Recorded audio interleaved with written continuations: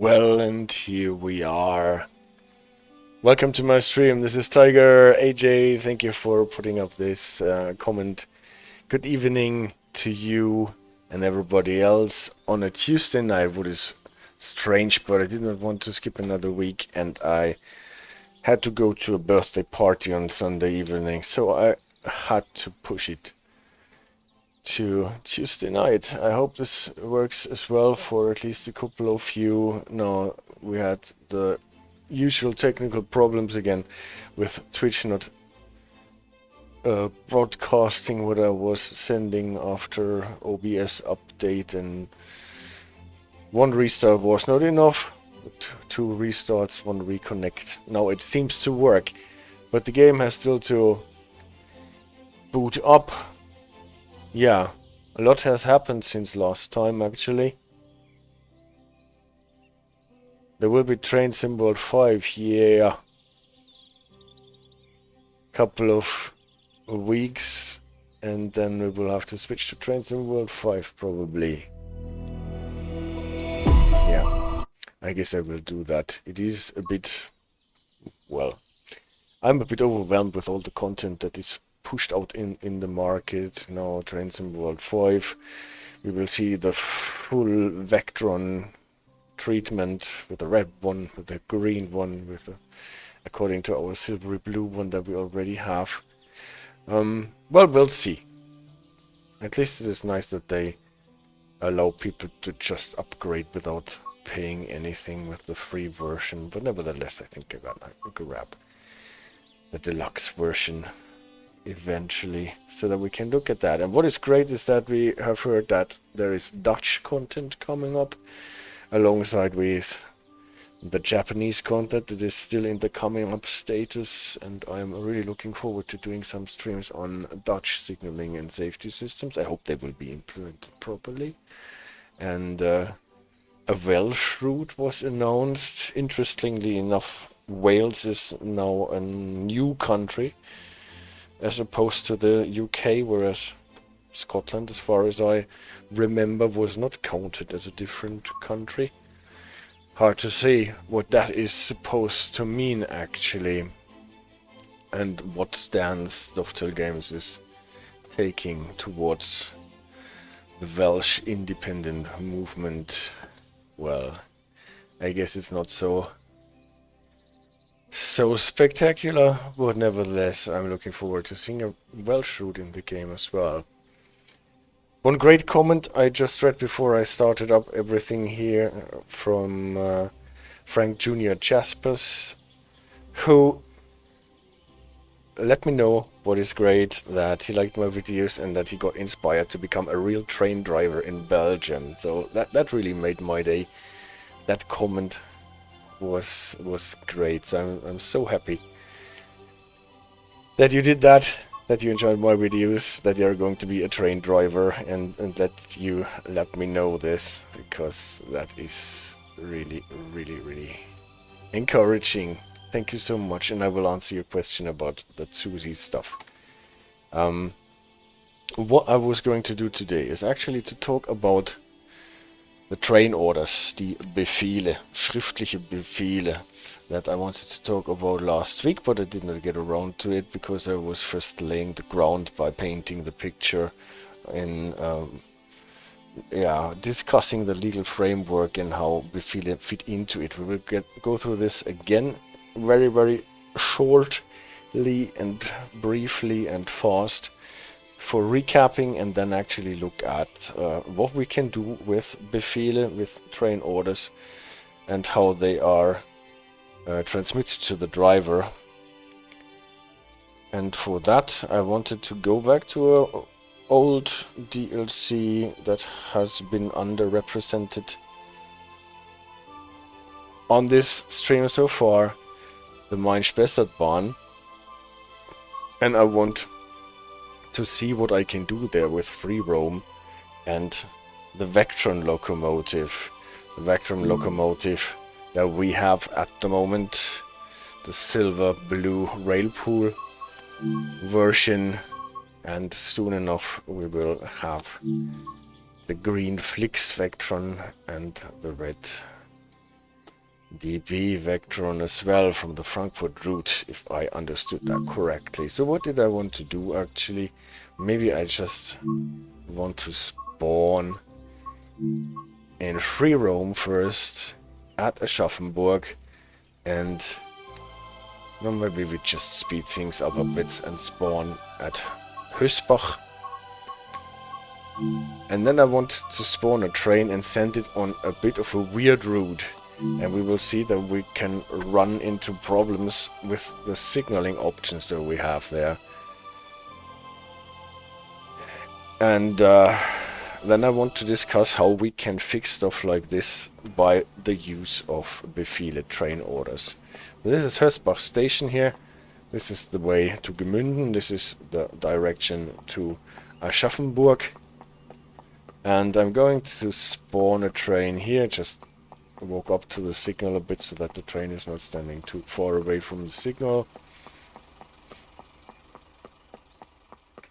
Unfortunately, the Vectron can only pull freight here, not the Dosto cars. Soon enough we will have the Vectron pull the Talbot passenger cars and the Flix variant. But for now, we will have to do with the Vectrons, and I actually take empty Zacken so that we don't get lost on the hill. I tried it with loaded Zackens and tank cars, and that was actually a bit much for our single Vectron here. Railpool Vectron as we know it, train symbol 4 deluxe edition. Cold coffee now. But still a great locomotive tuned by William. I just turned on the safety systems at the back. Master key, brake in, reverser, AFB. activate the AFB so that we can have the AFB holding brake right away. You see that it already fills it. Spitzensignal, lights at the front, so we can see all the cylinders are filled by the AFB holding brake, even if we are filling up the brake pipe that is at 3.5 bars at the moment. So now we're filling it.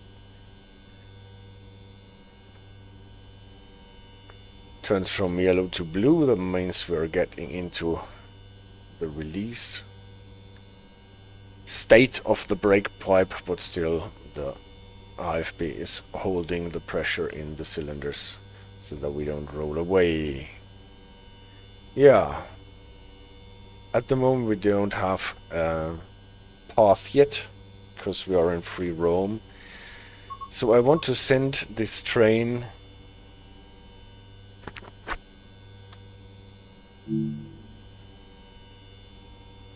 up the hill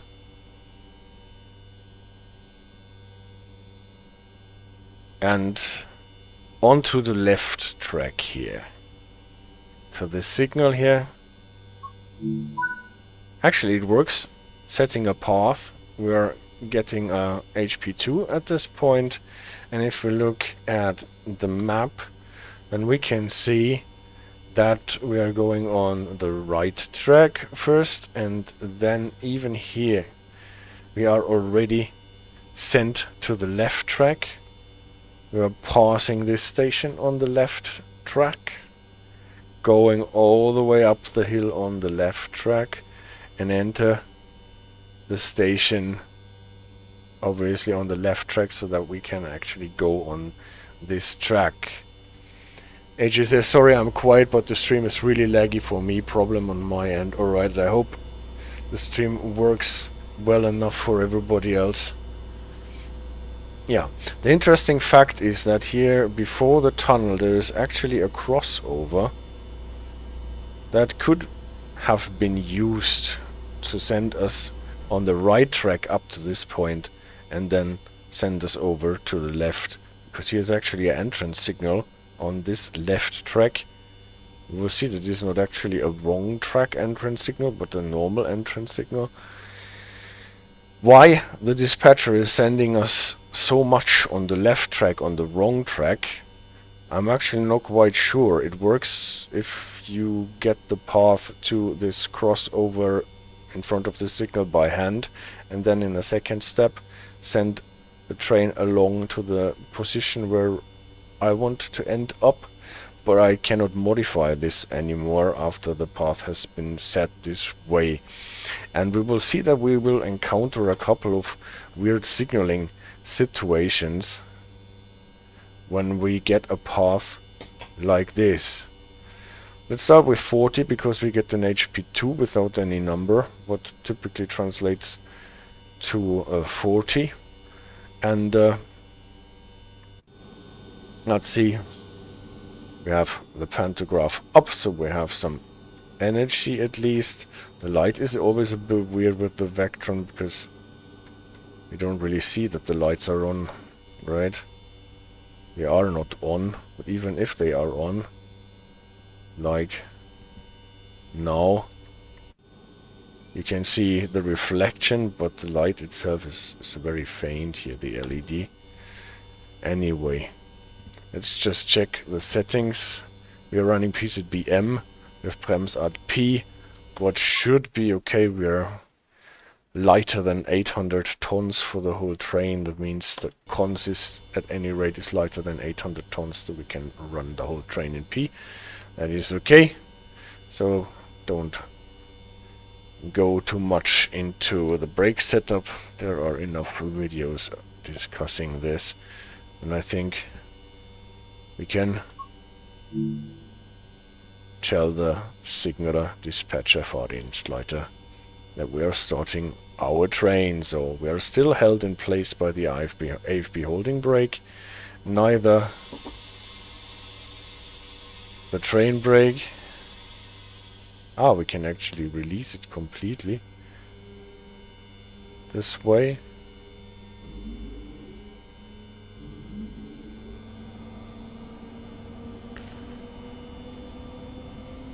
Starting program limiting us to 40. What is just as well, because we have to slow down to 40 because of the HP2.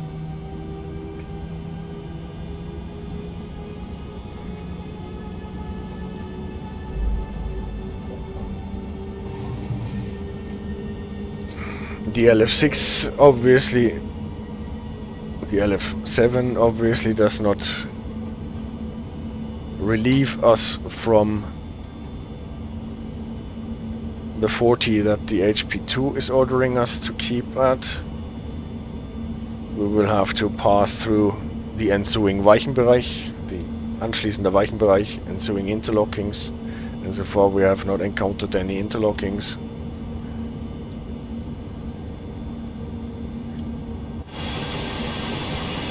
Yes, we have.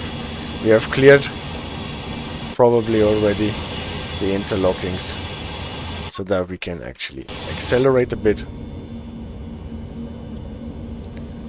with PZB M and a track speed limit of 130. A green distance signal can actually, if we want, accelerate to 120 at this point.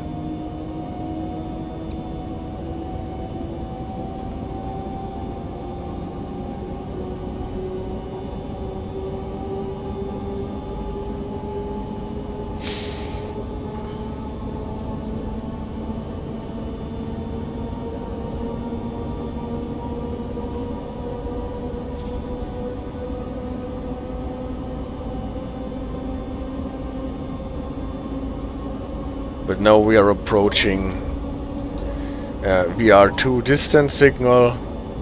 That means we have to slow down.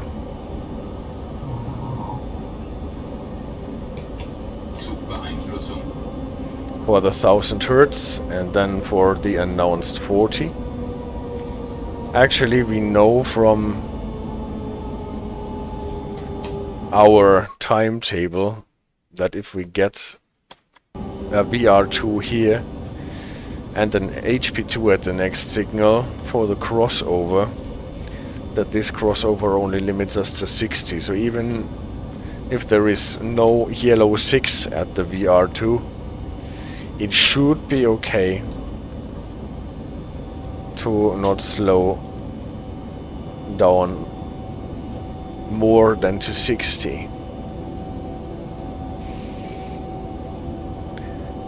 Here is the HP2 with the ZS3 number 6 telling us 60 at this point for the crossover, and then the next signal is supposed to be green. So that means after having passed through the switch, we are most probably be good to go back to our 120. Here's the switch with the 60. Train length counter activated.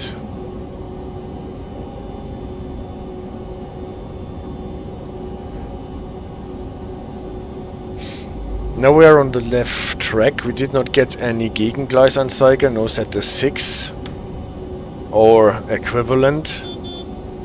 Now the train is through.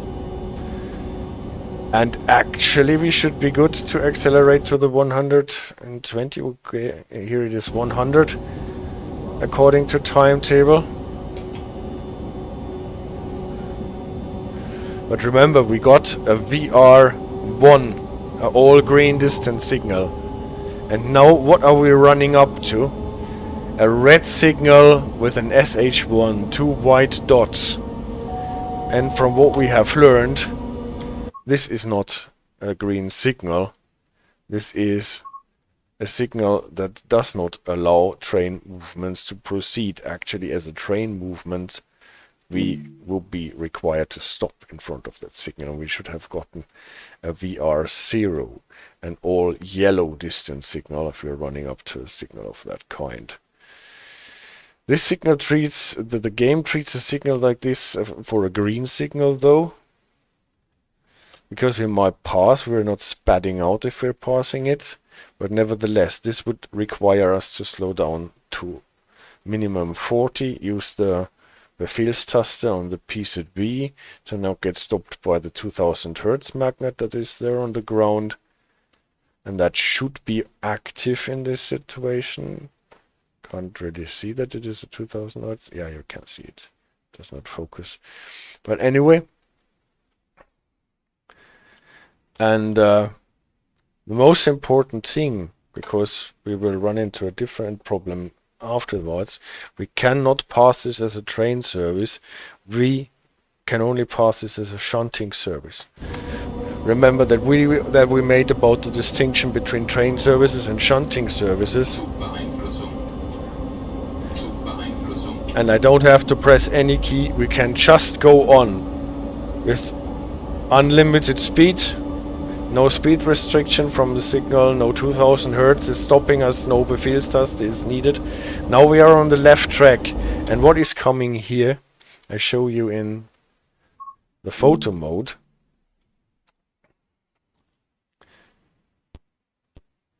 Halt für Rangierfahrten. Actually the German version of this sign, not Halt für Verschubfahrten, what they put in the Main-Spessart Bahn. Here it is the correct one, Halt für Rangierfahrten.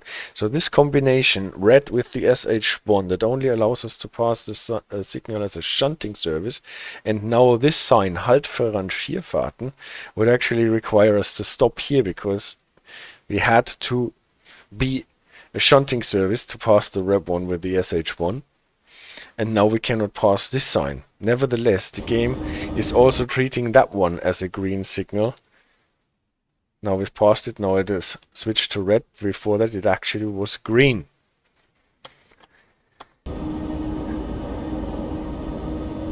What is surprising in this context? So, given the fact that we were supposed to take this left track on our way up the hill to get into the position that we wanted to get at Heigenbrücken, or what is the name? Heigenbrücken, yes. And, well, if the signal actually worked that way that they are working here in the game, we have no way of using the signals to signal us properly that we can go this way, the way that we are going it now, that we are running along it. And you can see we are not encountering any signals on this track in the direction that we are running it at the moment. This is why we just got the rep one with the SH1 for an exit signal at the last station, because this track here, it is not fitted with signals for wrong track movement. So if the dispatcher, the signaler, the Fahrdienstleiter insists on sending us on this track, he needs to have something else next to the signals to control our movement here. Because now we are more or less a rogue service here. We ran the Halt für Rangierfahrten, we ran the red one with the SH1, and at the moment this is, according to my understanding, not something that is allowed to happen according to the operating rules. Soon enough we will be at the top of the hill and entering the station. There will be a signal again, but at the moment we are running on an unsignaled line in that direction. There are only signals for the opposite direction.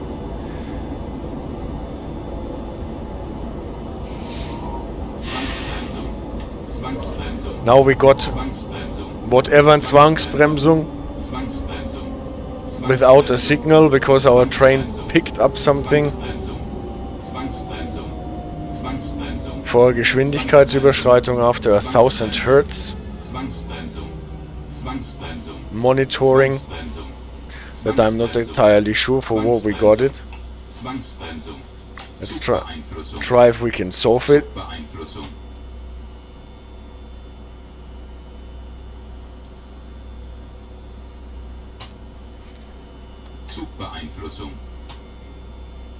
And if we can get some power again. At least the brake pipe is filling again.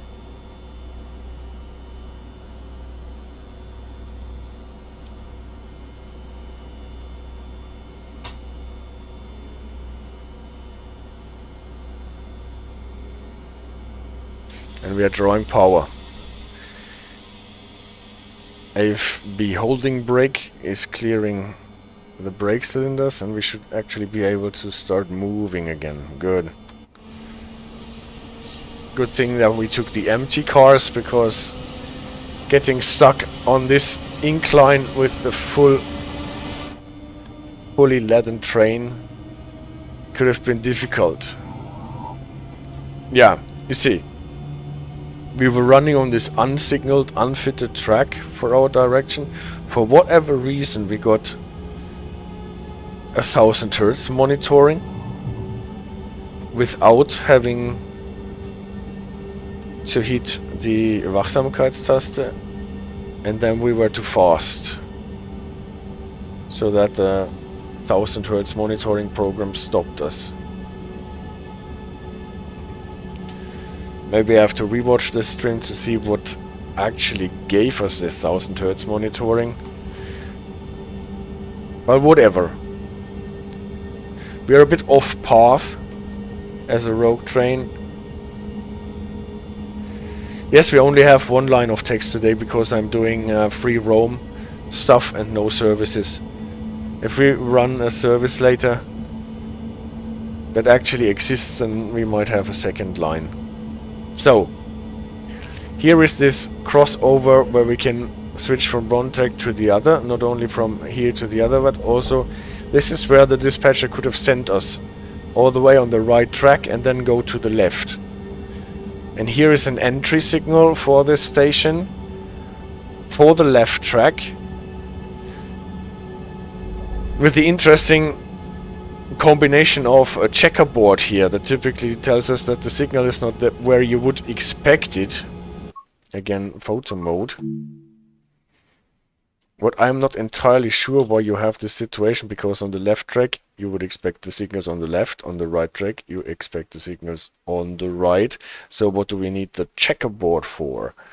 Maybe because entering at this point the station, this is already considered as the home signal for the station that comes behind the tunnel, and at the station there is no wrong direction track, so that the signal would typically be on the right side, and because you don't want to put the signal between the two tracks but on the side where there is more room, you have to use the checkerboard, because at this point already the station area starts, and then you don't have an opposite direction track, no wrong track, and then the signal would belong to the right and not to the left. Maybe this is the reason.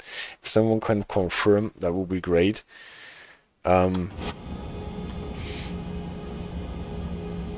If I'm wrong here, I'd love to be corrected. So here we got our 1000 Hertz correctly because of the VR2.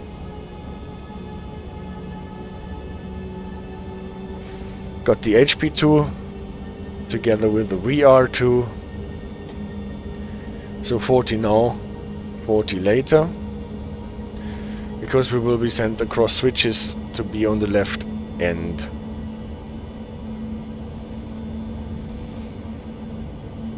So we have encountered a lot of stuff that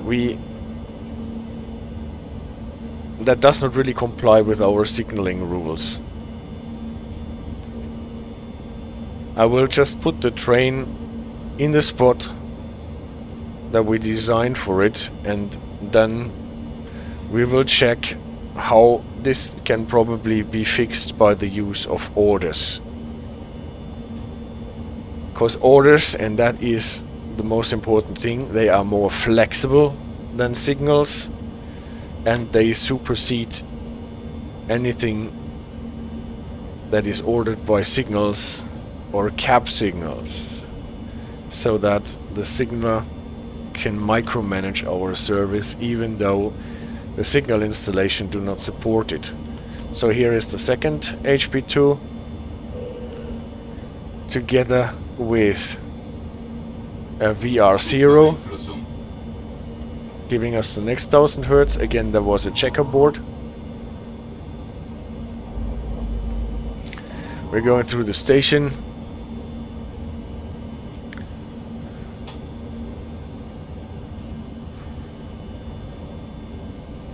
And to our target signal on the left hand track, but never forget, in a station there is no wrong direction track, no opposite direction track, but there are only tracks that may or may not be fitted with signals to be used in either direction. 500 Hertz monitoring, slow down eventually to 30 with PZBM, and then stop in front of the red signal that we see ahead of us. Now it is on the right of us, even though we are on the left track and we don't need a checkerboard.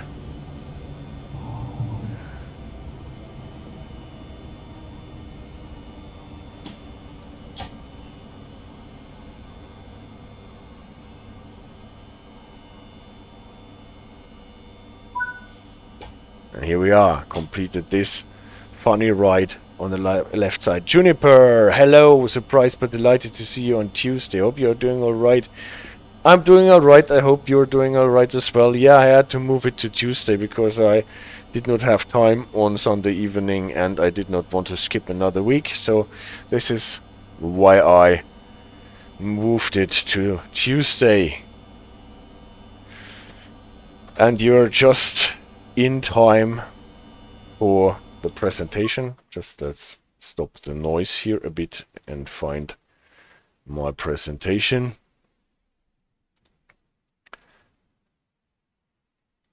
And turn it on. So the idea was to send the train on a quite weird way where we get signals that don't really fit to what we are supposed to do. We don't have Befehl. Well, Juniper asks if we have Befehle situations in the game. Actually, we have some situations in the game where in real life we would need a order, a Befehl, to proceed. Some situations where we have to recover broken down trains, where we can only go in as a Sperrfahrt. That does not work without Befehle. In some situations where we use the opposite direction, the wrong track, without the signaling installed for it, that will be something where we need Befehle. So there are situations in the game, in my opinion, where we would need Befehle to solve those or handle those situations according to the operating rules.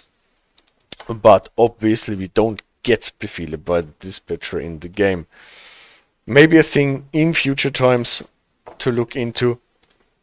Why not actually give us Befehle in the game? We have seen it in Simrad that we can actually click on some written document on our dashboard to read it and get information from it. So why not also here? What is that orders Befehle? Last week we had a look at the legal framework. I'm just recapping it very quickly. If you want to hear it more in depth, then please watch last week's video. We have looked at the legal situation in Germany, where we have the statutory law from Parliament, the regulatory law from the administration, both in federal and state versions. Everything has to comply with the European law that we have for the railway companies and the railway operations in Europe. That harmonizes a lot of things, and everyone has to comply with it. Then beyond the public law level, we have the contractual law, because the European law dictates that our railway operations are divided in infrastructure managers and railway operators, and this makes it necessary that the infrastructure manager issues a certain set of rules that every railway operator has to comply with if they want access to the network that is administrated by the infrastructure manager, das netzzugangsrelevante Regelwerk. And then obviously the railway operator has to issue rules and regulations to the drivers. That is, for example, the DB Fernverkehr, DB Regio, DB Cargo AG, but also other carriers. And now we will soon have the Flix carrier that I have put on here just to name a few, with Train Sim World 5 Deluxe Edition, the squeaky green Vectron with the old Talbot cars run by the operator called Flix SE, I think.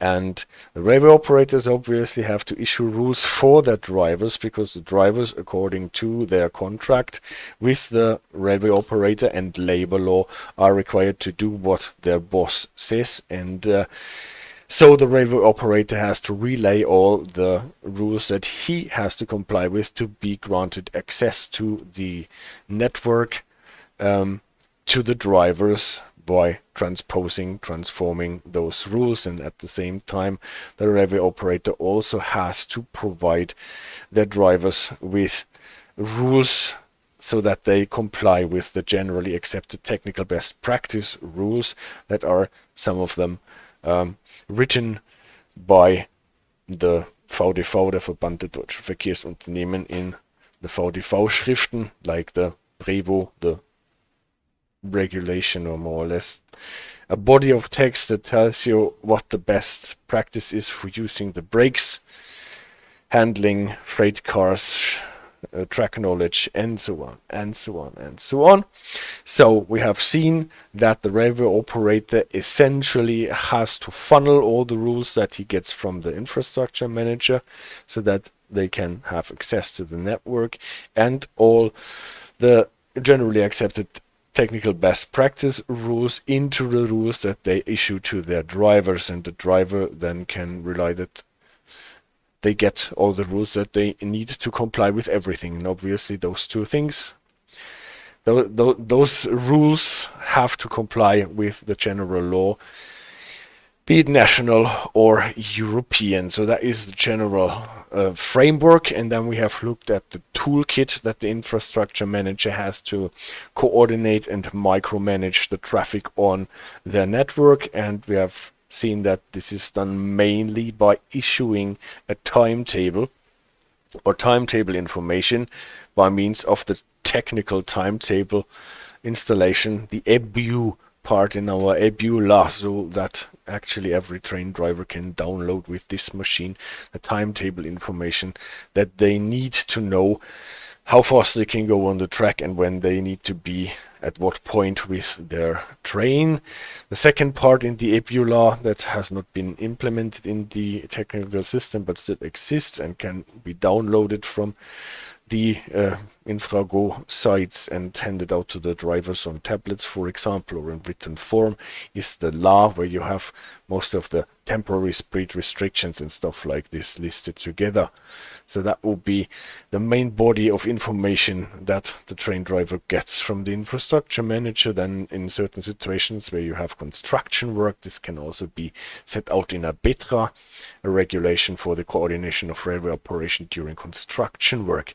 So this is more or less to manage the classes of services, where this is the general rules to handle all the services. And then for micromanaging, you have even more tools like the Fahrplanmitteilung, what is a special form of announcing from the Fahrdienstleiter to the driver according to what set of rules they have to move their trains. For example, if you don't have enough Bremshundertstel in your train that are required by the timetable that you're supposed to be running at, you have to tell the dispatcher and say, well, I'm short so and so many Bremshundertstel, and then they might issue you a Fahrplanmitteilung, a timetable announcement with certain modifications, so that you have to slow down at certain parts of the track even more than was set out in the original timetable. Special things also not to be mixed up with the Fahrplanmitteilung or the Fahrplananordnung or the Beförderungsanordnung, what are sets of rules that the infrastructure manager can give to the railway operator for typically special trains or special freight trains with especially sensitive cargo or whatever that runs a bit out of the ordinary timetable. And then what the signaler has to in his toolbox to micromanage single train services, if it is not by means of a timetable announcement. A Fahrplanmitteilung is typically with assignments, Aufträge. So the dispatcher signaler gives assignments to the driver has to comply with them because his boss, the railway operator, told him comply with what the dispatcher tells you. And typically those assignments are given by signals, where it's quite easy. You don't have to talk, you just look at the signal, and then you, for example, get the assignment to stop in front of the signal or to move your train into the opposite direction track or whatever.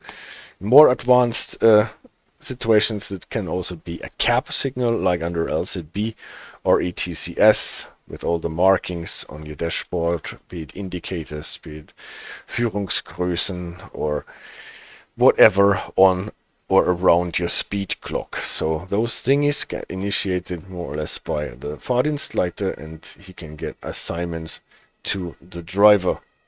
And then we have seen, in some situations it is enough for the Fahrdienstleiter to issue a verbal assignment to the driver. Just call him on the radio, tell him, okay, you are allowed to pass this red signal with a ZS12 sign, for example, or with a specific mast sign. And this is set out in the rules that in those situations it is enough that the driver gets a verbal assignment from the Fahrdienstleiter to be allowed to pass a signal. And then in a more formalized way, we have Befehle. You can see I have actually corrected the number where you can find it in the Richtlinie, where the Befehle, the orders, are set out. Sometimes you read a written order, sometimes you read an order.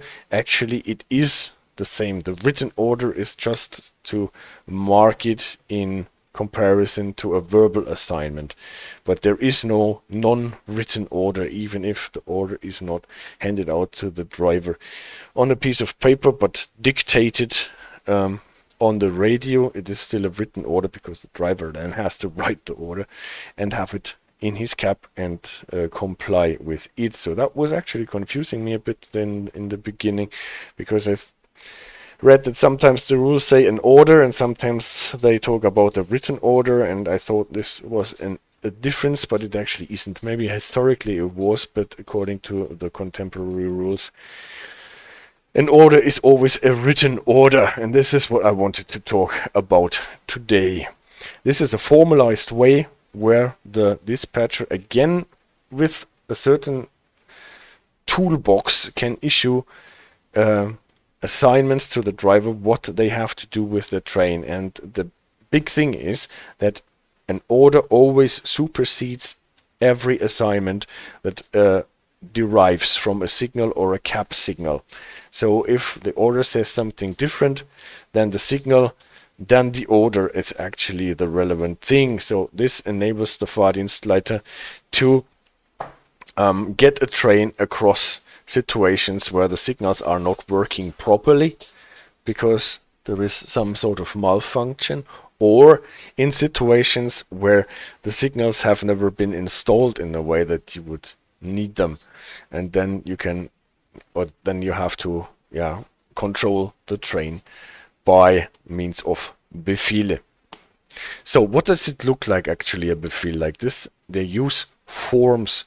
The dispatcher has like a pad of forms, and the train driver hopefully has the same pad of forms, and it looks a bit like this. So this is copied from the Richtlinie that is given here if you want to look at it, and this is actually a standardized form to make it sure that there are no misunderstandings, so that you don't have to talk so much and proceed so much text, but that you are using every time the same sentences, the same words, the same syntax, and that the risk of a misunderstanding gets minimized by that. So you can see that in this form you have different numbers that are connected with different assignments. So like 1, 1.1, 2, and so on.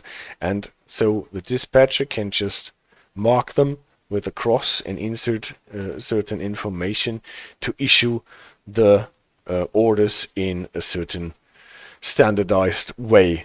It also has a flip side, and on the flip side there is another set of orders that can be given, 14.1 to 14.9 and then 14.35. For whatever reason, why it is this number, I have no idea. But this is the flip side on the left. What is on the right on the flip side we will see on the next slide.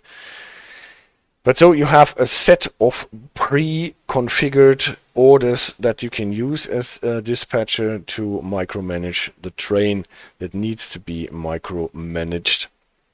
And the use of those pre-configured orders makes it easier for the train driver to actually understand what the dispatcher wants him to do.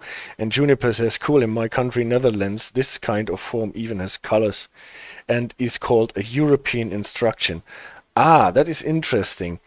At some point we have to look at this European instruction.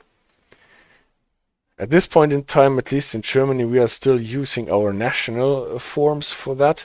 But maybe in one TSI or the other, there is a form that is given for a European instruction in case that the national law is not already using a a thing like this with pre-configured orders, so that they have more or less a default thing from the European law.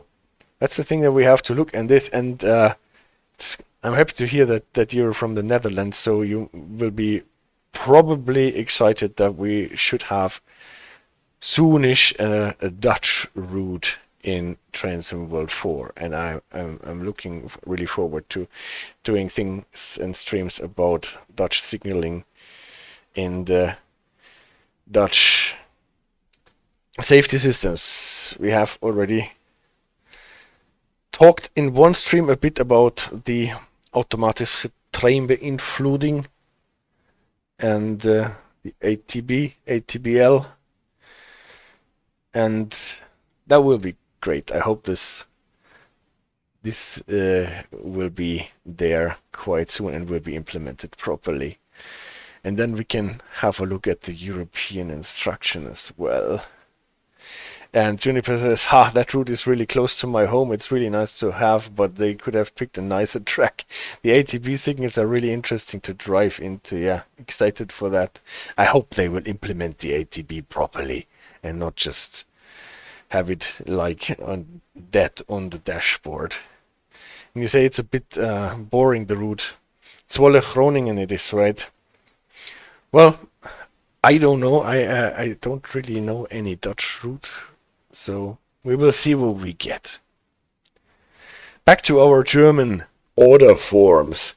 So you can see you have a header that is on the front side as well as the flip side, and it needs the header so that you can specify what train is it for. You can see it can be used for train services, Zug, for Sperrfahrten. What are those special services into a track that is actually blocked by whatever reason, by a red signal, because there is already a train sitting in Schwerfahrt Kill, what is Kleinwagensperrfahrt, what is a special thing, what we typically don't encounter with small vehicles that have to go into a block track. Schiebetriebfahrzeugverzug, that is if you actually have to push a train to give them additional power to get up a hill, for example, and then a shunting service on Schierfahrt. So it can be used for train services as well as for shunting services. The number would be given up here, and then there is a spot where you can put in where the train is actually sitting at the moment, Standort, location where the train is at, and on what track it is. So it can be given here so that it is clear at what point the train was when it got the order. And you have the same header on the flip side, and then there is a rule that you can hand out the train driver more than one assignment with one order here, obviously. Even some of the front side and some of the back side, but then you have to use two forms. You cannot use one sheet of paper and use the front and the flip side. I guess this is because then maybe someone can forget what is on the other side and think everything is set out on one side. So if you want to use both sides, you have to use two sheets of paper, two forms, and fill them in accordingly. And we will see what else we have to put into this form. You can see that there is always a spot we can put in a transmission code, Übermittlungscode, so that the order can actually be identified afterwards, and that in the files of the Fahrdienstleiter and on the train you can actually see what order was given by which Fahrdienstleiter and what came out of it if something goes wrong. Then there is room for signatures where you can actually set out at what date and time who gave what order and who received the order by what means, like radio or some other means, and so on. There are rules for how to fill that in. You have that here, you have it twice. Why you have it twice on the flip side, we will get to it when we are discussing the 14.35 order. So let's just have a look at what things we can actually order the train driver to do. The most famous written order is the order number 2 that allows a train driver to pass a red signal. Those situations we have in the game, I think of the Niedertal Bahn, for example, where you're supposed to pick up a broken down passenger train with your 364 locomotive, I think it is, with your little diesel shunter, and there you have to pass a red signal.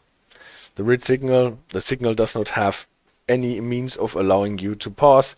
You cannot pass as a shunting service. You will have to pass as a Sperrfahrt to get there, and for that you have to pass the red signal. The signal cannot be switched away from red because the train is blocking the track behind it, the broken down train. So you need to have an order to be allowed to pass the red signal. You have to push your Befehl order button on the PZB so that the 2000 Hertz does not stop you. You will have the Befehl 40 indicator light up on your dashboard, and then you can pass the 2000 Hertz magnet and the red signal with authority and without being stopped. But for that you need to have an order, and this is this order number 2. Sie dürfen vorbeifahren am Signal. And you can see it has actually clearance to pass typically a red signal, because for a green signal you don't necessarily need to have a clearance to pass it in form of an order, because the signal itself allows you to pass it. So typically this is a red signal, or what signal ever you can be allowed to pass it. And you can see this, there are most of the time there are different options, and the options that are not valid need to be crossed out with a line that starts on the bottom left and goes to the top right. And this would be the typical thing. You stopped in front of the red signal, and the dispatcher allows you to pass the red signal because you're supposed to pick up a broken down train there. Then they would cross out everything but Sperrfahrt up here, and would cross out the Weiterfahren nach Vorbeifahrt TR. Sie dürfen vorbeifahren, and then they would give the number of the signal and where it is, so that you are allowed to go there. The other option is actually what happens a lot in the game, but then the game ends and you don't actually have to take care of all the mess. If you accidentally pass a red signal, spat incident. And what do? You typically get shot down by the 2000 Hertz magnet. What you're supposed to do by operating rules, you have to amplify the penalty brake by yanking in your brakes as well, throwing sand.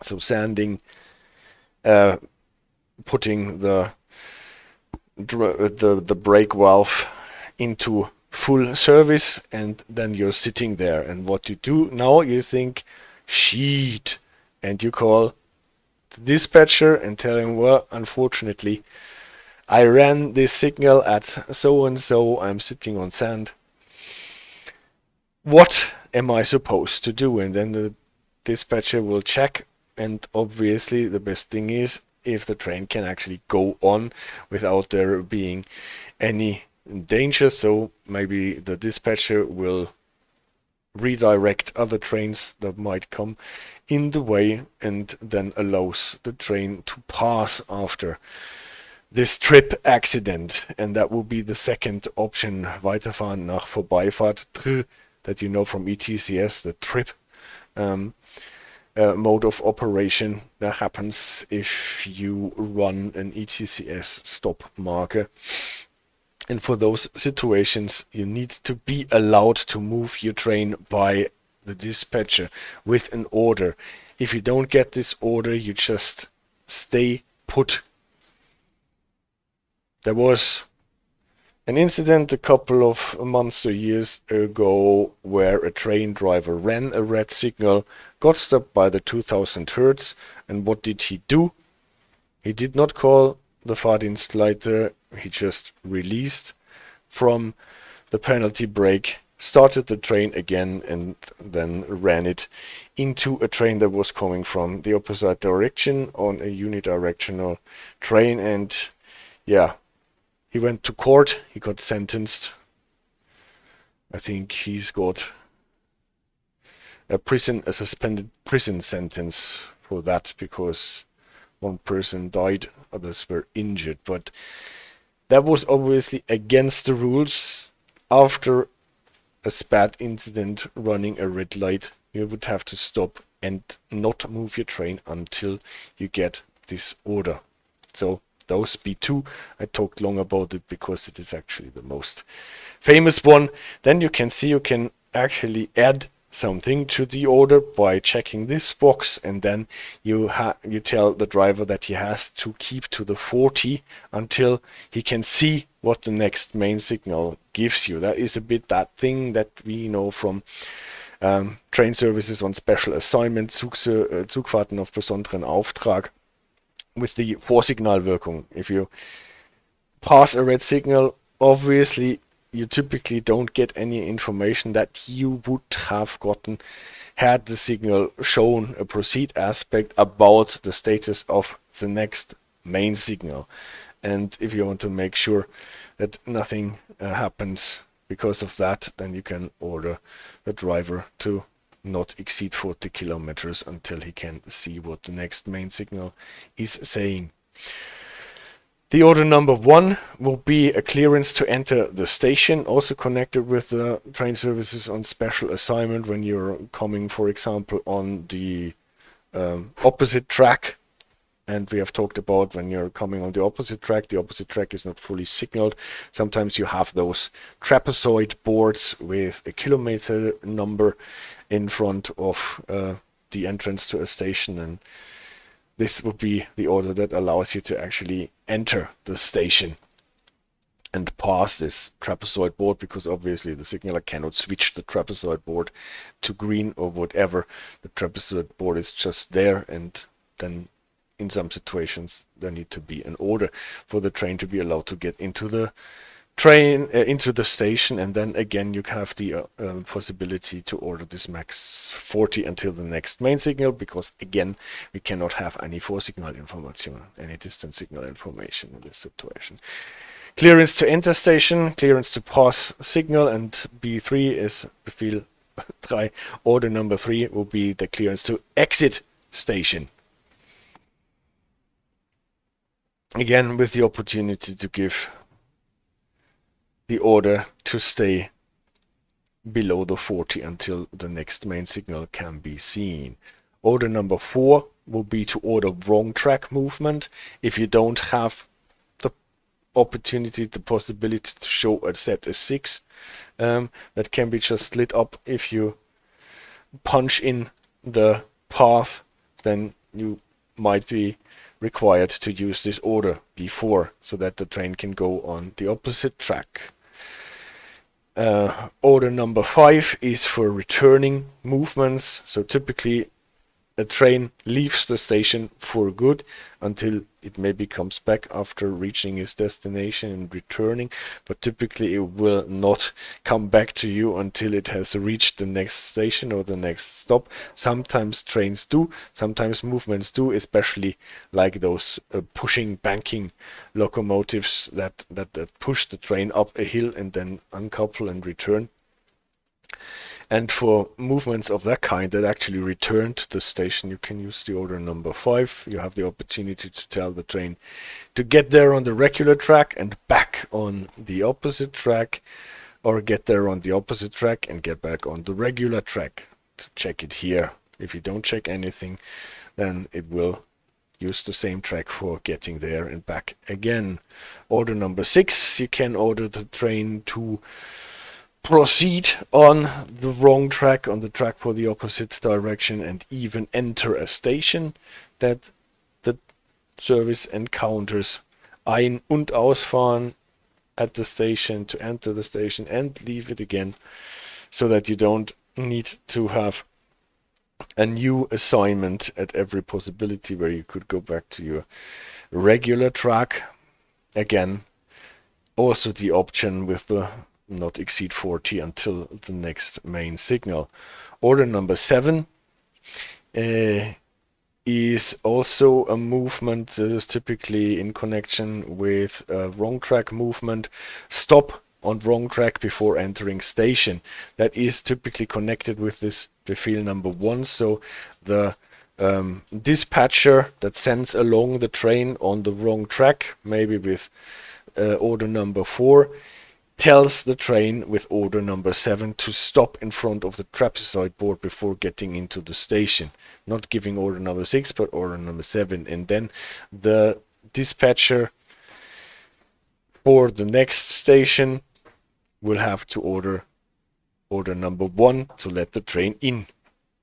If the same dispatcher manages both stations, then he might just issue an order number 6. Order number 8 you can use to order the driver to stop in front of a level crossing. Secure the level crossing and then proceed. If the level crossing is not secured properly with the installations that they are, because there's a malfunction or whatever. Orders 9 and 10 are for running under LZB, and if there is a problem with LZB, you can use order number 9 to order the driver to turn off the LZB, what it typically is not allowed to.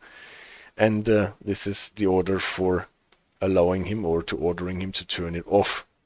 And order number 10 is the order where you can tell the driver of a train that would typically run under LZB or ETCS, so with cab signals, because of a malfunction or whatever, to not run on cab signals but actually on the wayside signals, or at the same time in ETCS to use modes like staff responsible or on site, or other modes actually can be fitted in there.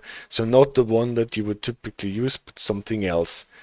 Again, here we have also the maximum 40, but not until the next main signal, because under ETCS we are not getting main signals necessarily, but for 2000 meters. And we see again the 2000 meters that we know from the 2000 meters rule for train services on special assignment, when you have to pass a signal that can have a distance signal functionality. There is a stream about this if you have not heard this before, but typically after 2000 meters any distance signal functionality has no significance anymore. I skip order number 11, go to order number 12, and here you can give quite specific speed restrictions. So tell the train from here to there you have to stick to a speed restriction of so and so kilometers, and you have to go on-site Aufsicht or not.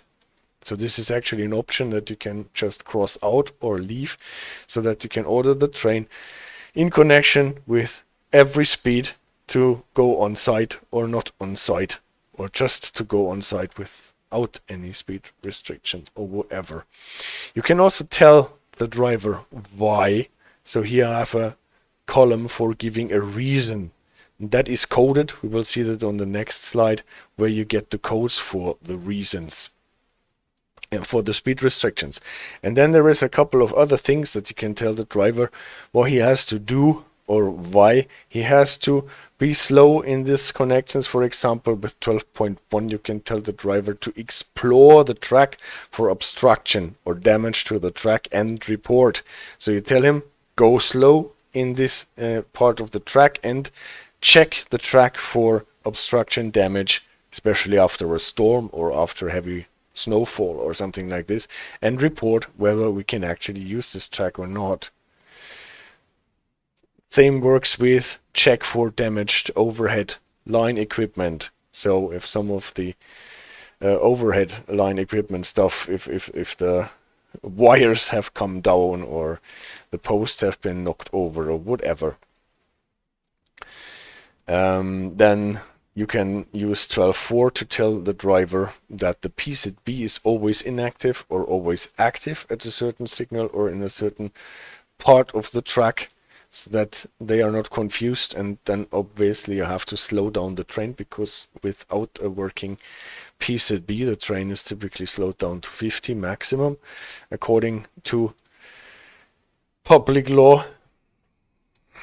Sometimes you need to tell the train, even when it is going slowly, to use the whistle in front of level crossings. That will be 12.2. Whistle before persons on at the track, typically for whatever construction work or maintenance work or whatever they might be doing there.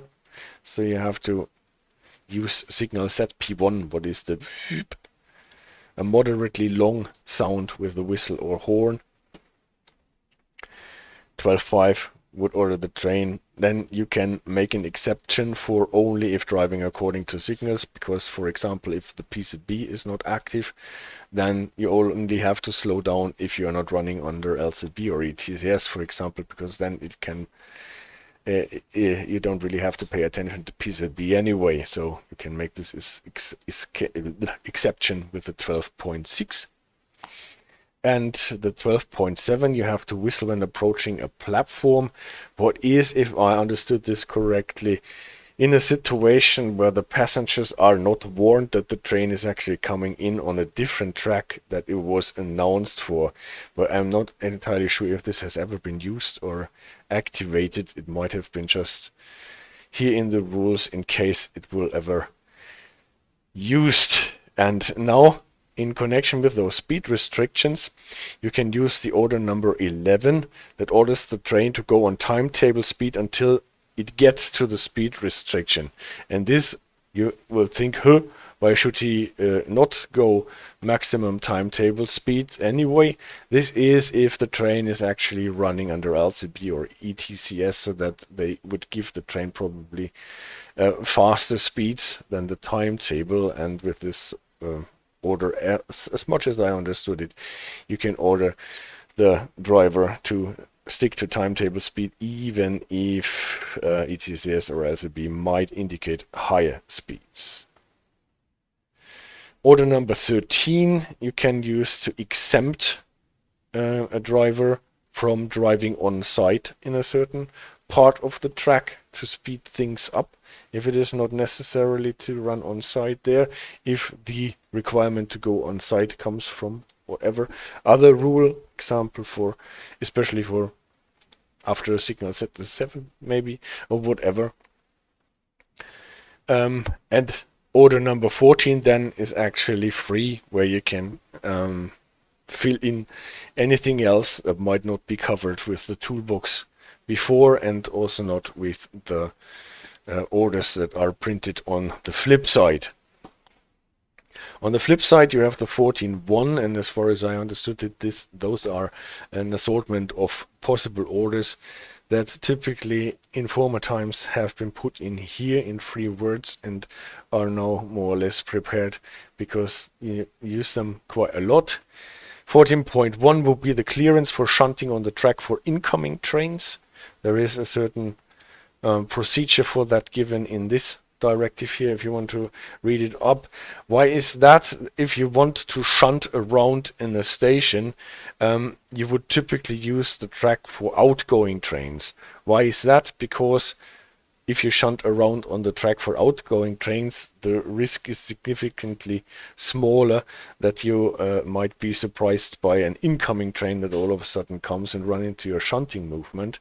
So if you are, for whatever reason, need to shunt on the track for incoming trains, Einfahrgleis, then you need to clear this with the dispatcher that is that might be sent an incoming train to the station, and for that you need to have this order.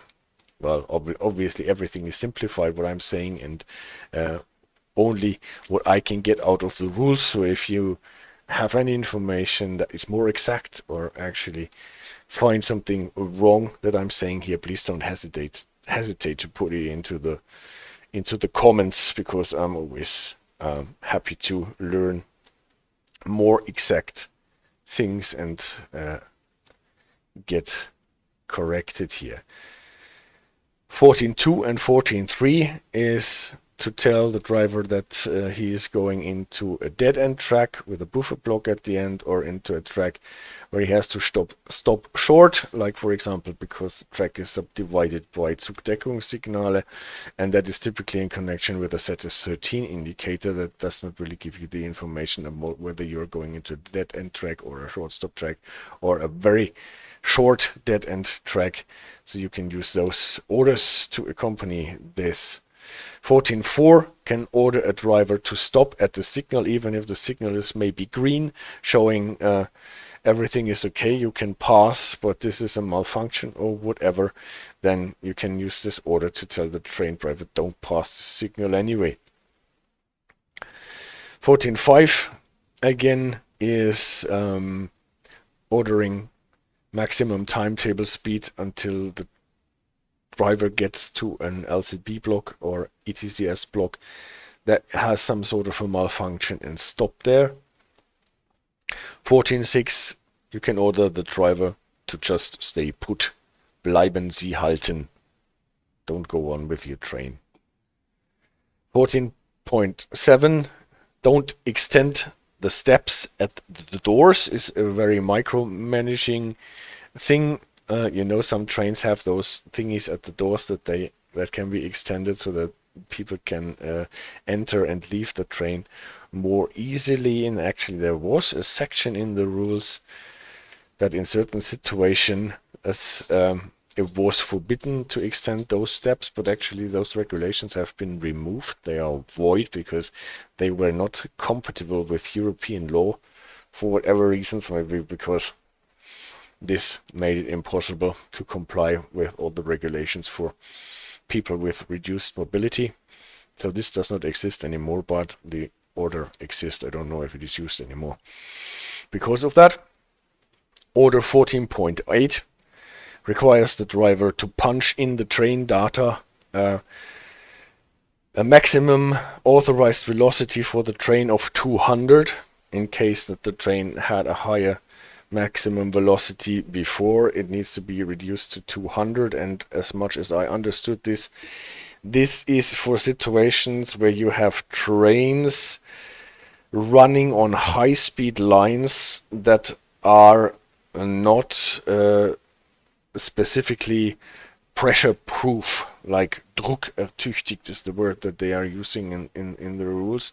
So the problem is, if you have two trains traveling with very high speeds passing each other in opposite directions in a tunnel, there can be very, very, very, very high air pressure working on the trains, on the windows and the doors or whatever, and for that a train needs to be especially pressure proof. And if the trains are going slower, like only 200 in these situations, this can be handled without ripping away the doors or windows or whatever might happen if you have an encounter of 2 times 300 kilometers per hour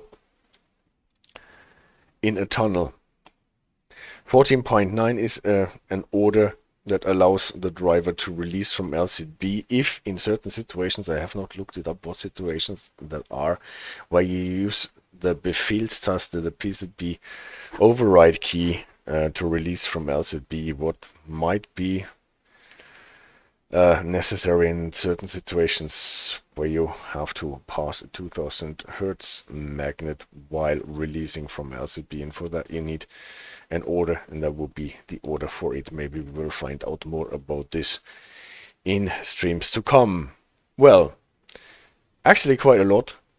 We have seen what the dispatcher can order the driver to do, and with this box of tools we can handle all the situations where we don't have the signaling on the route to get a train according to operating rules safely, hopefully, from A to B, even on a track that is not really fit for doing this with signals, or where the signaling that there is actually in one way or the other malfunctioning. So what is the order 14.35 then in the end? This is the order to revoke an order that has been given before. There is a rule in the European law again, I think in some TSI, that says an order that has been given can only be revoked by another order. The actus contrarius theory in German law, typically, you can only revoke something with a thing that is of the same quality than what we had before. So this will be order number and then transmission code is revoked. So you don't have to execute it anymore. Juniper says a downside of these pressurized train cars is that when the air conditioning system falls, like happens a bit too often on the ICE trains, it gets 50 degrees plus inside and there's no fresh oxygenated air. Then they have to close the car to passengers, and I even experienced the issue moving to different cars on a longer journey, especially bad if it's hot outside. Yeah, that is definitely the downside, where you cannot just open the window on your train that is running with 300 kilometers per hour through a tunnel. Yeah, but that is obviously the problem. I don't know if you can use the order number 14.8 actually to slow down the train to relieve the passengers a bit of this problem, so that you can at least suck in some air from ventilation shafts or whatever. But you're right, this is definitely a problem. As soon as if you have a pressure-proof train, then nothing gets in and nothing gets out, and the heat stays in like in an oven.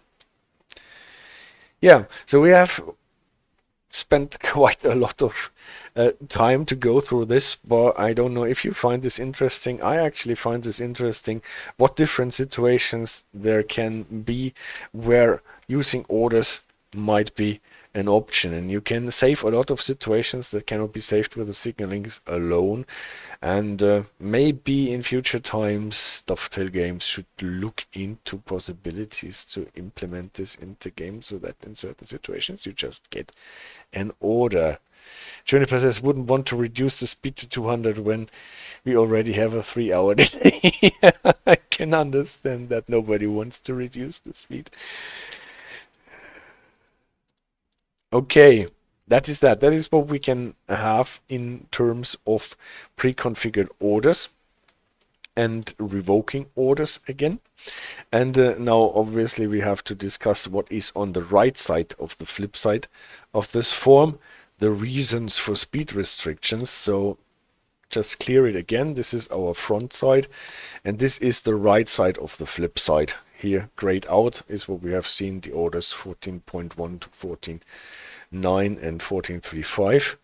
And on the right side, you have all the reasons for order number 12, for the speed restrictions, right? You can punch in a certain speed, you can order on site or not, and then you give the reason, and this you code it with using the numbers that are given here, and you can just read through it. I won't go through everything here. Like, the track can be occupied is number 1. 2 vehicles on the track. 3 more Sperrfahrten are on this piece of track. 4 is entering a dead-end track, and you just pick the numbers or the number from this catalog here and put it there. If there is a situation that is not coded with those numbers, then you have to actually write it, and write small in small print, but typically those numbers should actually cover most of the situations. Yeah, comes into things like your 3 white lights on the top of your train are not working properly. 42 at this point, then you have to slow down to 40. If there is a warning of heavy wind, 43, slow down to 80. For example, 37, Heißläuferortungsanlage, that is a hotbox detector more or less, or Festbremsortungsanlage, also a fault detector on the track. If that is malfunctioning, you have to slow down to 200 at this point, and other things. And sometimes it refers to that it can be variable what speed then there is, and sometimes it is just on site, and sometimes you have a combination of a number and on site. So you actually also have some idea what to put in the speed and in the on-site box here. That would be the right side. For the flip side, I think this is already the end of this slide here.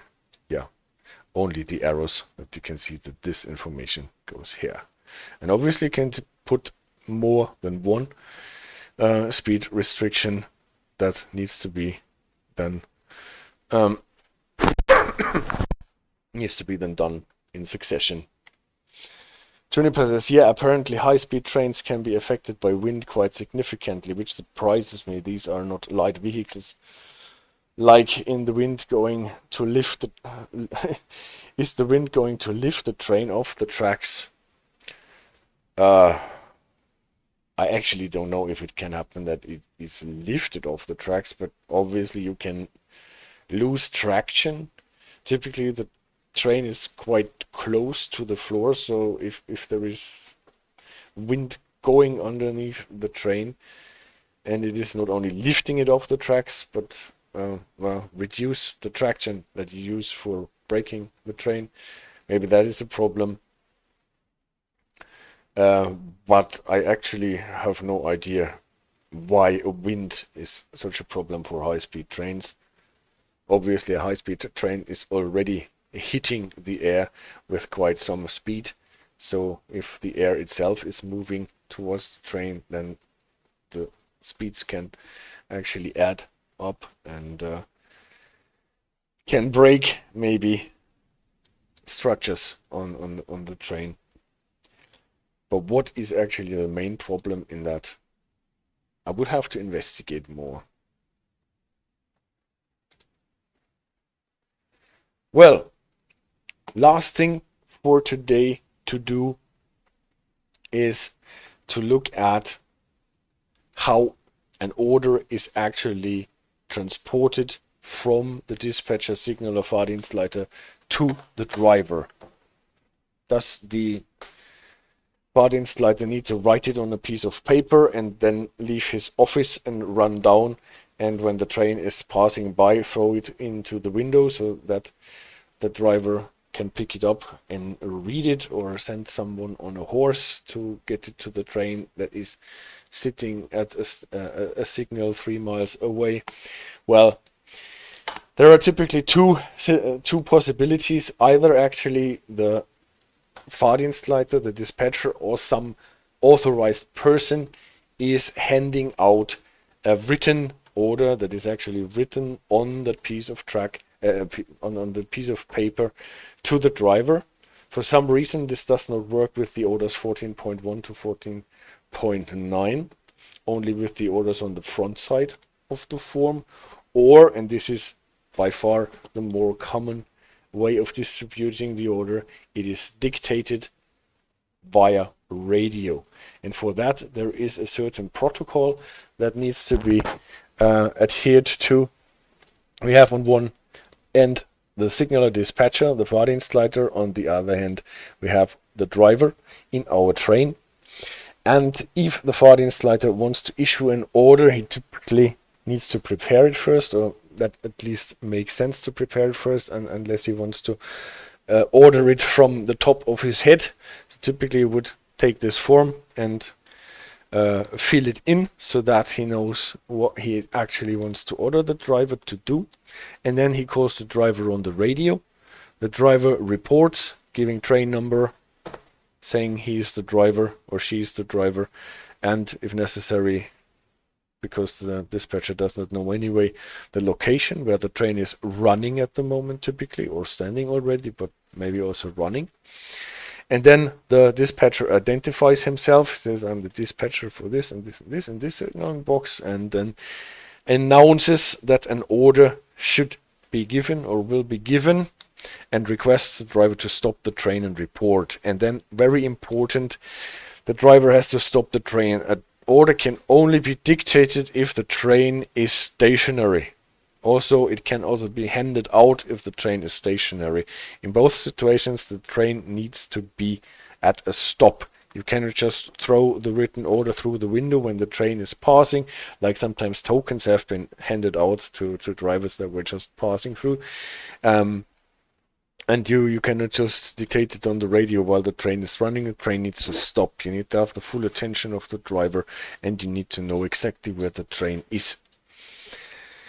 Then the driver reports the exact location.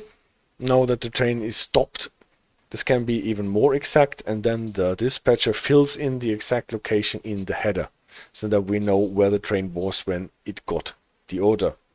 And then it dictates the order, including the header, including also the transmission code, to the driver on the radio.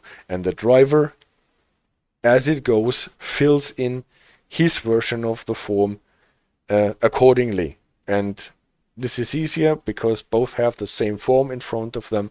So the driver needs to be told which boxes to check, which parts of the sentences to cross out, and what to fill in the spaces, so that the driver has the same version of the order that the signaler prepared. And then the driver repeats, and he has to use the words ich wiederhole, in German I repeat, and then he repeats the whole order back to the dispatcher, including the transmission code, so that the dispatcher can make sure that the driver understood it correctly. If necessary, because the driver repeats something else than has been written, has been dictated to him or her by the dispatcher, then the dispatcher has to correct, and this needs to be done with the words ich berichtige. And then he reads and dictates the order again as far as necessary. He does not need to read out the whole order again, but those parts that need to be corrected. And the driver then corrects the order and goes again. I repeat, ich wiederhole, and repeats the order, including the transmission code. I don't know if he has to repeat the whole order again or only the parts that have been corrected. This is not actually given in that module here, 2411A01. You have a protocol diagram, and everything has been repeated correctly. The dispatcher confirms it with saying richtig, correct. Then he fills in the signature, that is typically putting his own name, time and date stamp, and the way of how this was transferred, typically by GSMR radio, Zugfunk. And then he dictates what he has put in the signature, and the driver fills in his version of the signature and signs in. Then the order has been transmitted and is valid, so that the train driver can go on and execute it. And if the dispatcher changes his mind for whatever reason, because something happened in between, then he has to use order 14.35 to revoke the order if he doesn't want the driver to do it anyway. So I think this is what I wanted to refer at this point about, yes, concerning train orders. We don't have train orders in the game at the moment, but we have situations in the game in certain scenarios where we would have to use orders but are not using them, or just getting a verbal assignment by the dispatcher typically, because we can read it then in some sort of mission objectives, but we are not getting it dictated that way. But this is the way, in my opinion, how it should work. If you have more information, if you have better information, just let me know in the comments. Juniper says, if the necessity of the order is known ahead of time, are they distributed on paper with the driver information? I don't think that this is a thing to do. If it is known ahead of time, then things would probably be put into the timetable ahead of the train starting, actually, or in the law, or in some other document, but I have never heard that an order actually was issued ahead of time before the train started. So typically those things happen in out of the spur of the moment during runtime, where you have to micromanage the train during runtime. But also here, as for everything, if you have better information, let me know. So I hope I did not totally bore you with everything of that kind. I think it is actually quite interesting to see what situations can arise.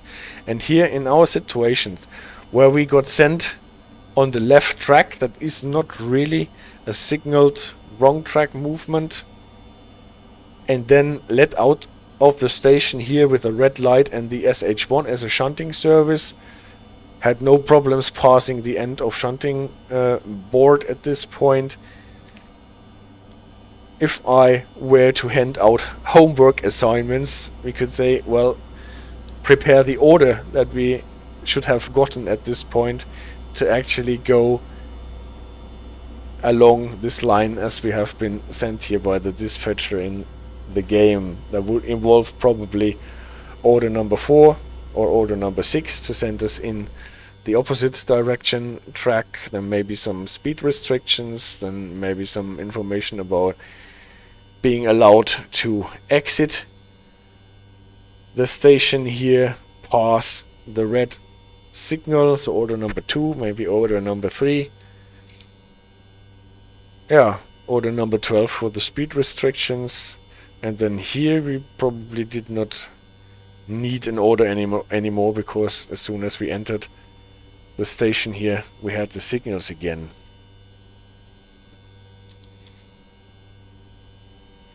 But since I am neither a Fahrdienstleiter nor a train driver in real life, but just interested in this stuff as someone who's playing a train game, I can just speculate how it would be done properly in real life. Now let's send our track to the end of the our train to the end of the track in Gmünden. See where we can end up here. On whatever track it might be good. Maybe here. No, can't go here. Can't go anywhere. Can't go anywhere. Can't go anywhere. Juniper says, interesting and well explained. Thank you for covering it. Thank you very much for this comment and being interested in stuff like this.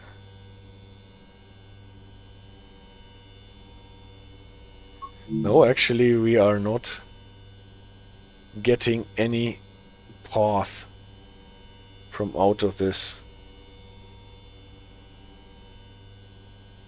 Here again, there is no way to get on the opposite track. Not a valid location. Is there any valid location to get my train out of here again?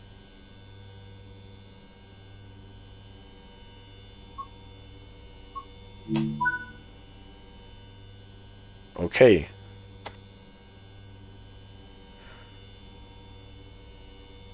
So that is a valid location now. Alright, if you say so.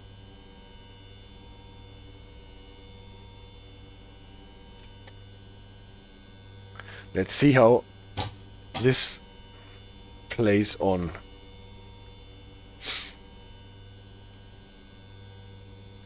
Signal is green.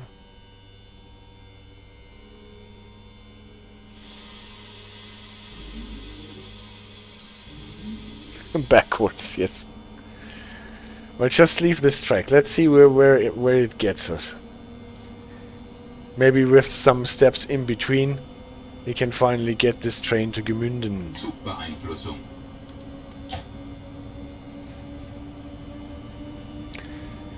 Starting program 40. So restricted 1000 Hertz. To be exact. Because we have stopped in front of the red light.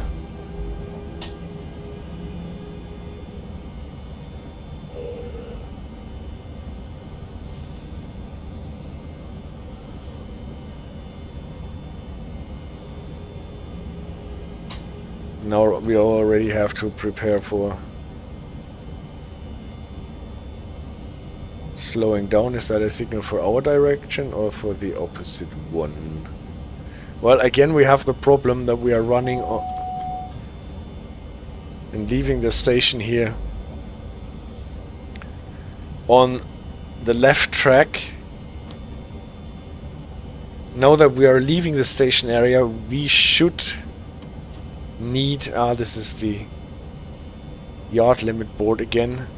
We should actually need a set to 6 or equivalent assignment to be... Failure. Signal past a danger. Yeah, we did not go on. Okay, we cannot pass the station limits here because probably this is not provided in the rules. Yeah.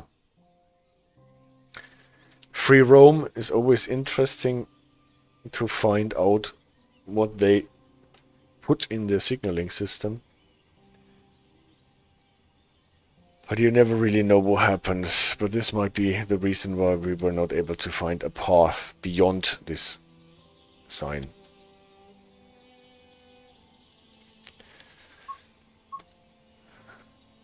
So maybe I just find a short service on this route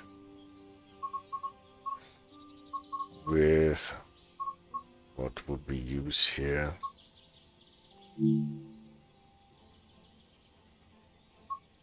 Let's see what we have here. Aschaffenburg.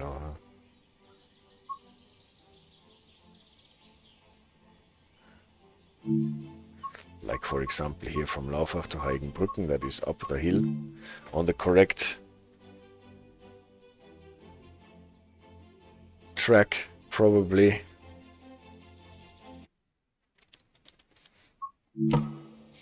Starting on the right in Laufach. We need to get the headlights on. Brakes are at P. Okay, I can't see it without sitting down. For 2,902.6 tons. Well, that is a bit optimistic. So maybe we get the brakes to G. Where is my PZB mode? I think it is down here. Wipers. Let's switch it to PZB U. To have this without doing the calculation properly. Störung. Störung. ASB. ASB. ASB.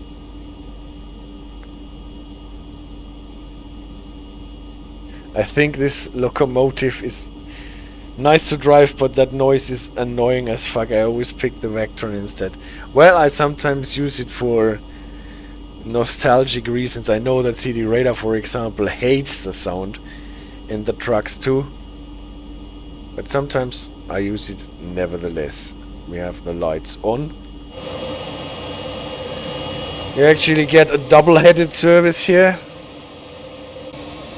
And even at the end we have a locomotive, but this locomotive, as far as I can see, it has its pantograph up, but it won't pitch in. Let's have the camera here. The second locomotive is supposed to pitch in at any rate. So, signal is still red. Wait for signal to change. Okay. We wait. I used the direct brake to hold the train because I don't think that the AFB in this vehicle here has a holding brake, at least not in the game.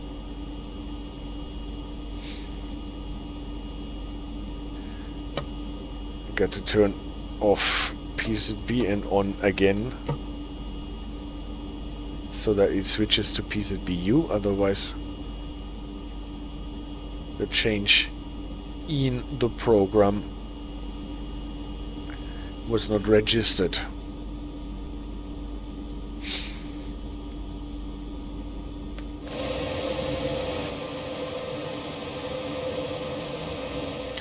So apparently there is a train supposed to come on the line next to us before we can start it.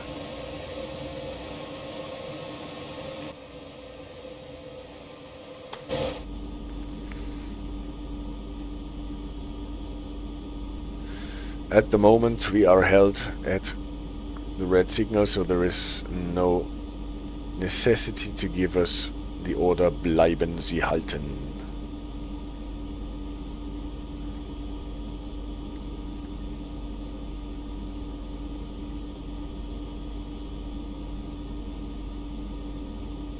So I picked a service that was rated with 16 minutes.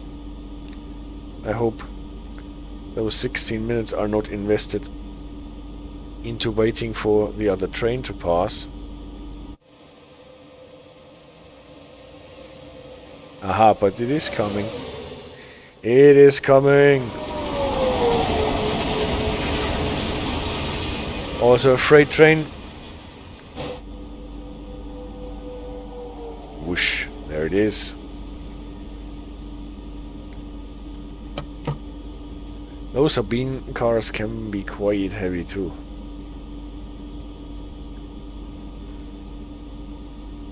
So, train has passed, signal is red, maybe we are allowed to leave the siding soonish, as soon as the other train has cleared the block in front of us.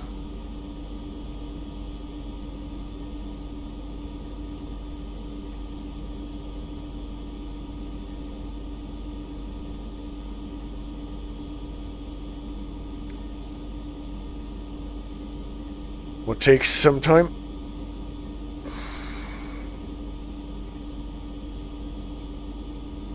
When I visited Arosa, I saw that they were even hauling cars with groceries up the mountain by train. That is cool. So you actually visited Arosa in real life? It must be really nice there. Cars with groceries.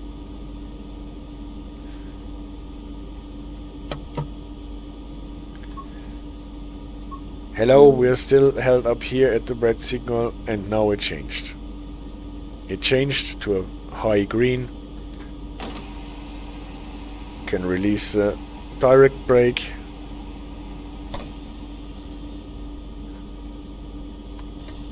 Actually, it is not releasing. Why is it not releasing? Does it have a holding brake after all? It has. As soon as I apply some power, brake cylinders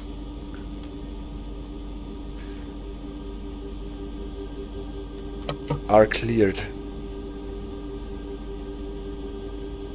Yeah, I also like the Schriftliche Bahn locos a lot. They are fun to drive. So this is the Vorarlberg version of the Traxx 2. At least this one has an AFB holding brake, as we have seen.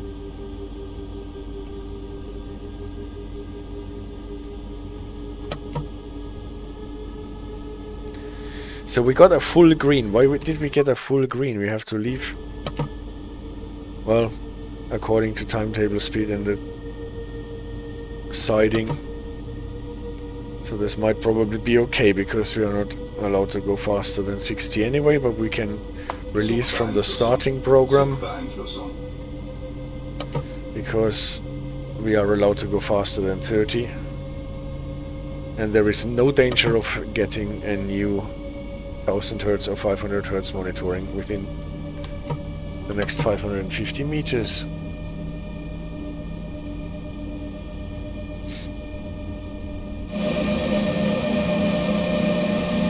That is the first loco. Second loco is pitching in as well, but not so the one at the end.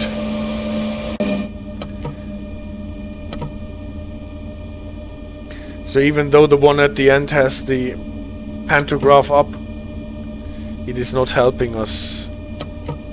We cannot remote control it the way that we know it from the locomotives on Cajon Pass, for example.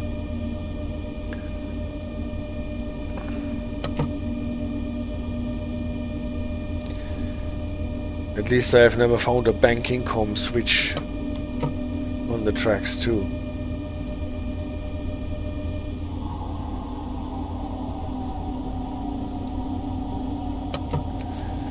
So, as soon as we have actually managed to accelerate to 60,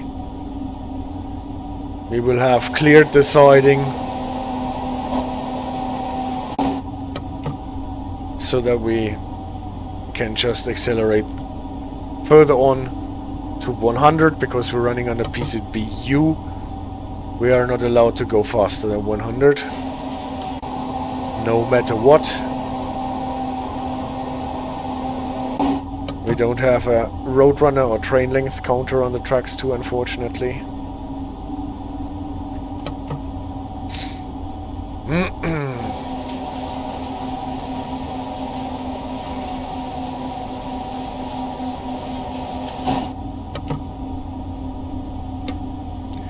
But you can see, even with our two Traxx 2 locomotives pitching in full throttle, it is hard to get this train on speed up the hill here.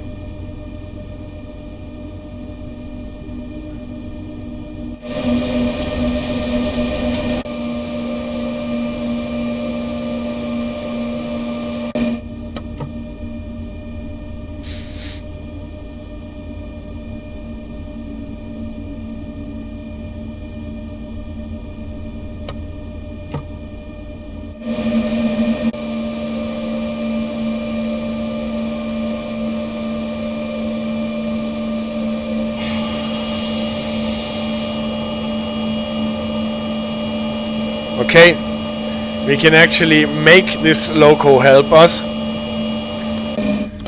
by using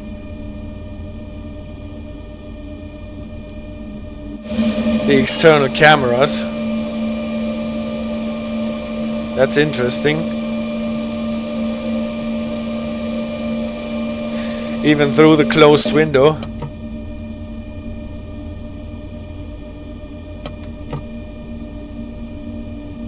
That is a bit like in Clinchfield Railroad, where there is no banking com.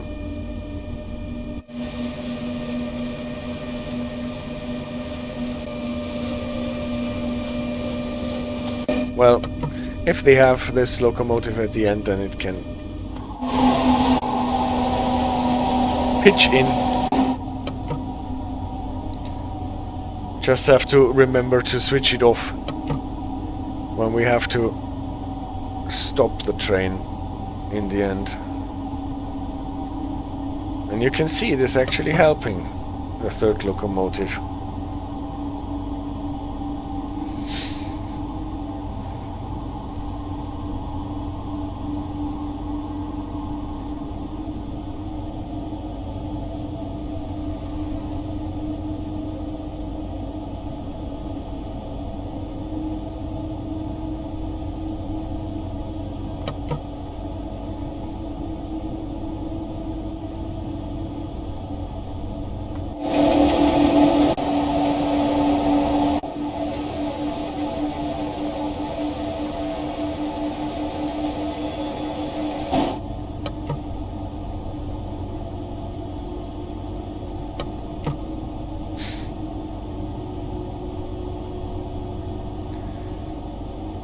So this is the same hill that we climbed with our free roam service, but this time on the correct track.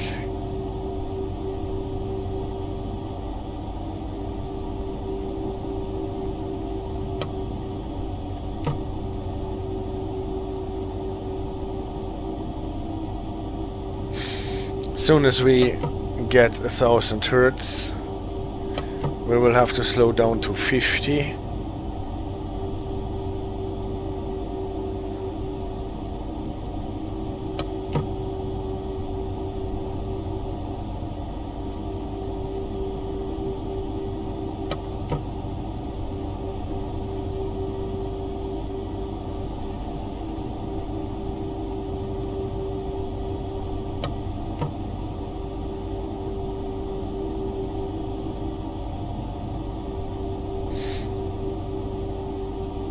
And I think at the next signal we should get something like a VR2. That will give us 1000 hertz.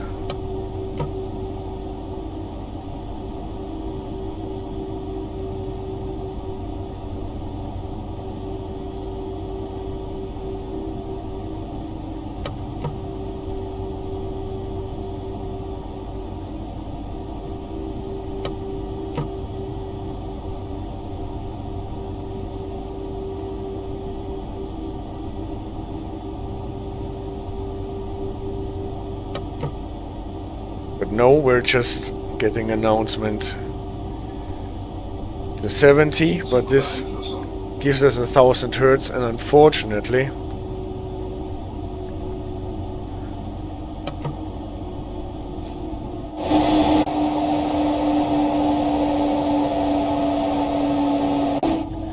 as a PZB U train, this means we have to slow down to 50.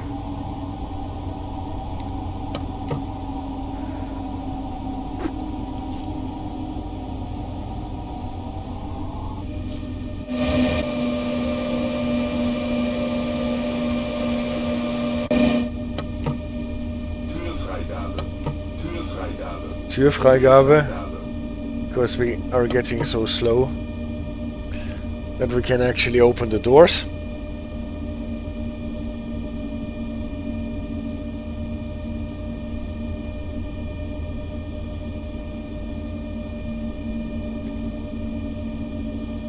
But this hill here is really tricky if you get 1000 hertz as a PZB U train.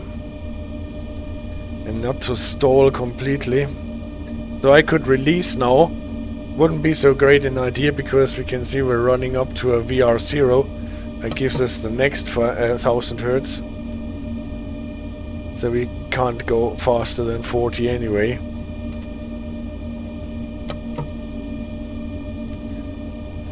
Now it switched to a VR2. Nevertheless, you still get 1000 hertz.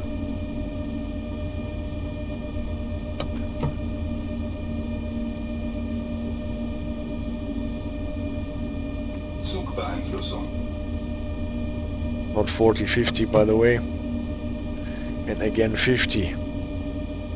But for the VR2 we have to prepare to slow down to 40 at the next main. So now that we are on more or less level ground, we can turn off the locomotive at the end so that it does not push us into the station when we try to slow down.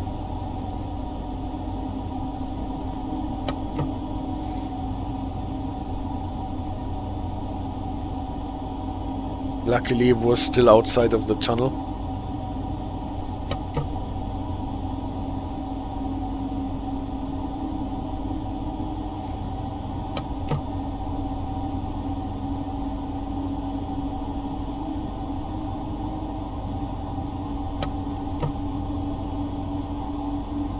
They have interesting signals here in the tunnel. This one here is apparently switched off with a marker light, at least it doesn't show any aspect other than a white light. Same here, but on the left side you can see that the VR signals are there with a very narrow version.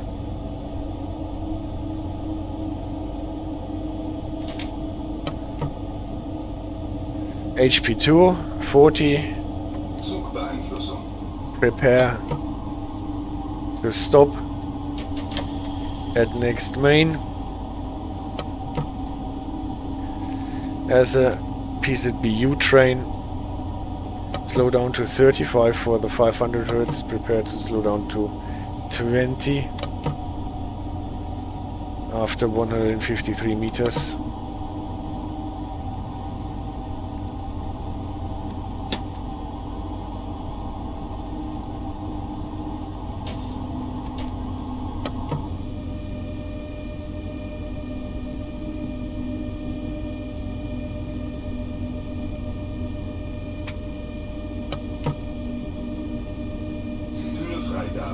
still have to run a bit. Kühlfreigabe. Going to Schlabberbremse.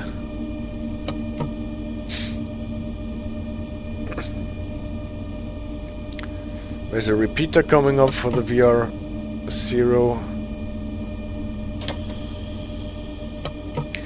This should be the 500 Hertz. Watch out for the red light. Bing, we've been below the 35, all good. Now we have to slow down to 20. Within 153 meters. Otherwise we will get Zugbeeinflussung. a Zwangsbremsung, and you see that is not actually so easy to do, because our train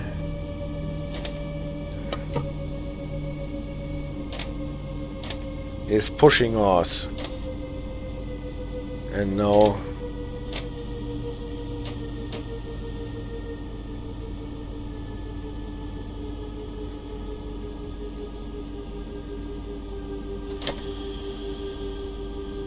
should not release from A1, 1A, after you have been there before.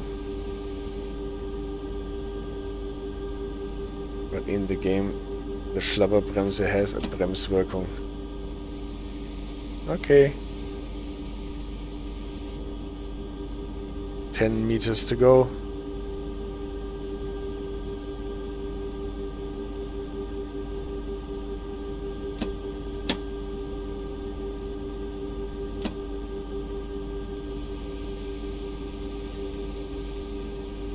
Have to put in some throttle, otherwise I will have the IFB holding brake blow up my brake cylinders.